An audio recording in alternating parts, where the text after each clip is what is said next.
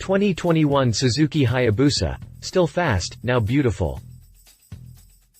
Suzuki's Hayabusa has always been a bike of extremes. Extreme performance, extreme looks, extreme dynamics. Many thought it was coming to the end of its life in 2018, but Suzuki knew when it was on to a good thing.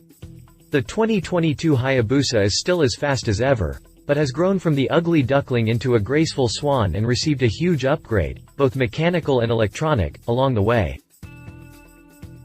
Suzuki Hayabusa. Return of the King. The Suzuki Hayabusa has always been one of those motorcycles that polarizes opinion. Some think it's spectacularly ugly while others think it is unnecessarily fast. On the other side of the fence, some love the bulbous appearance and revel in its staggering performance. It was conceived in the 1990s and launched in 1999 as a direct response to the Honda CBR100XX Super Blackbird, which had been launched in 1996 to wrest the title of fastest production motorcycle from the Kawasaki Ninja ZX-11. It managed this with a top speed of 178.5 miles per hour. The Hayabusa then raised the top speed record to 194 miles per hour. This speed led to fears of a European regulatory backlash and legislation banning these hyperbikes from being imported, so an informal agreement was reached between Japanese and European manufacturers to limit top speeds to 186 miles per hour. It was clearly facetious that such a small reduction in top speed would make the motorcycles any safer, but it at least enabled restrictive legislation to be avoided. It was one of the few times where manufacturers have pre-empted legislation by voluntary self-regulation. Peregrine falcon. It eats blackbirds. The name, Hayabusa, is Japanese for peregrine falcon, which in its vertical hunting dive can reach speeds of up to 200 miles per hour. Cheekily, the name was a direct dig at the Honda Super Blackbird, as the peregrine falcon's natural prey is actually blackbirds. The swoopy and bulbous styling was controversial but necessary to aid stability at high speeds. No one could deny that it wasn't striking and unlike any motorcycle before or since. Over the next 20 years, the looks and speed remained the same, despite starting to look a bit outdated in the face of a move to sharp-edged styling on performance bikes. Reports of the Hayabusa's demise appeared often as the end of the second decade of the 2000s moved closer. As most other manufacturers had left the category, with the exception of Kawasaki, which produced the ZX-R14 up to 2020, and as such an excessive motorcycle was seen to be increasingly antisocial, it was unclear if Suzuki would continue to develop the Busa, despite sales remaining buoyant of the existing model. What is notable is that the informal speed limit imposed on these bikes was soon forgotten as a new breed of leader superbikes pushed power outputs and top speeds way past 186 miles per hour and onto 200 miles per hour and beyond. Won't they give us a new Hayabusa? Into 2021, and one of the worst kept secrets in motorcycling was confirmed, and we knew we were getting a brand new Hayabusa. Surely here would be the first 200 bhp Busa to bring it into line with current superbikes. Rumors suggested Suzuki might turbocharge or supercharge the engine, or perhaps they might fit a 6-cylinder motor. There was general dismay when it became known that the 2021 model would continue to be a naturally aspirated inline-4 and that horsepower would remain the same as the outgoing model, at 190 bhp. What everyone was missing, however, was the fact that Suzuki has concentrated on boosting power and torque in the mid-range, which is where the motorcycle will be ridden for the majority of time. Thus, in real terms, the new Hayabusa would be faster than the old. Dynamically, the Hayabusa was always a combination of mind-blowing straight-line speed and surprising agility in the corners.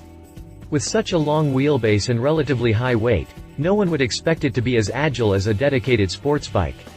But the fact was that while, yes, it was a big brute of a bike, it possessed handling characteristics that defied logic. Its natural habitat was long, fast sweepers, but it could also be made to hustle through the tighter stuff, although with the speeds available care had to be taken to modify your approach speed. The bike gained a reputation for solid and predictable handling. The 2021 Hayabusa takes this benchmark and builds on it. The KYB suspension front and back might look outwardly similar but has been completely reworked internally and gives an astonishingly supple and magic carpet ride, while never feeling anything other than taut in the corners. Brakes. Best equipment, still have wooden feel. The brakes on the old bike were felt to be a bit wooden for the performance, even if they worked well enough.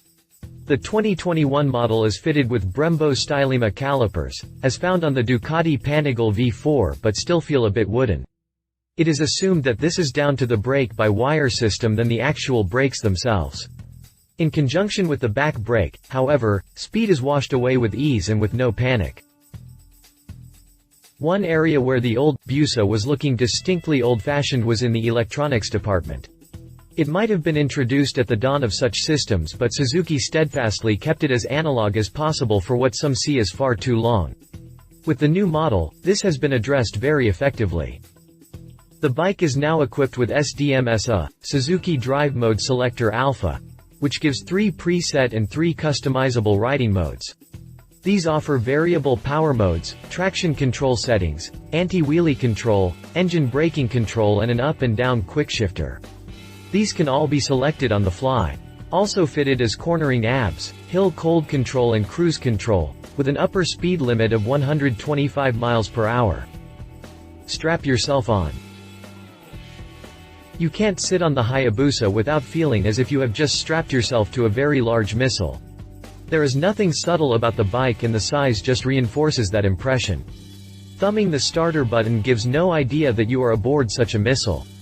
The engine note is subdued through the enormous exhaust mufflers and everything is smooth and unintrusive. That only flatters to deceive, however. Setting off, the relentless urge of that large displacement, 1340cc, is arm-snapping. It's just as well that the riding position has you forward prone as the natural instinct is to lean into the acceleration. It just never seems to stop accelerating. It's not manic, but so quickly you are traveling at warp speed. So stable is it, thanks to the aerodynamics, that you are fooled into thinking you are not going that fast, until you look at the attractive analog speedometer and realize that your license is at risk. It all seems so effortless and deeply impressive. The riding position, while we're on about it, isn't particularly comfortable, especially if you're of tall stature. The bars have been raised by 1 centimeter and pulled back around 3 centimeters, so it's not quite so much of a reach, but there is still a lot of weight on the wrists. The seat-to-foot peg dimension gives rise to a pretty cramped leg position that can get very uncomfortable after a while. Given that it is such a large bike, it is surprising that more room could not be found for the rider. You get the impression that, unless you are Mr. Universe, you'll struggle to manhandle it through corners. But it is incredibly light on its feet. Yes, it needs a firm push, or pull, on the bars, but it tracks perfectly with no more effort than you would need on an adventure bike with its wide bars. The aerodynamics might be tuned for straight-line stability, but they are just as effective in conjunction with the suspension in the corners. Super fast, but super docile. In spite of the available performance, it never feels anything other than docile at any speed. It's not a thoroughbred straining at the reins to be unleashed unless you want it to be. It handles low speeds as smoothly as it handles high speed, and you get the impression it would be happy to potter around all day at quarter throttle, in 5th or 6th gear without snatching. Of course, to subject it to this treatment is to deny it its purpose, but it's good to know it can handle it without complaint. I've let the subject of the looks until last because, for many, this is the most controversial aspect of the Busa. While the outgoing model was all swoops and 1990s curves, the new bike is sharp and crisp and, to my mind, looks absolutely beautiful, especially in the black and gold color scheme. It's brought the concept right up to date and, while it hasn't entirely disguised the bulk of the bike, it has made it less noticeable, unless you are sitting on it, of course. In conclusion, the new Hayabusa is a continuation of the solid engineering that is a hallmark of any Suzuki, combined with deeply impressive performance and chassis dynamics, now with the electronics it deserves, and needs. The golden age of the hyperbike might be over, with Suzuki the only player left on the field, but thank goodness there is still one example left for us to play with. After a blast on a Hayabusa, life is never quite the same again. Long may it remain in production. If you liked this video, please share your thoughts in the comments below and don't forget to hit the subscribe button.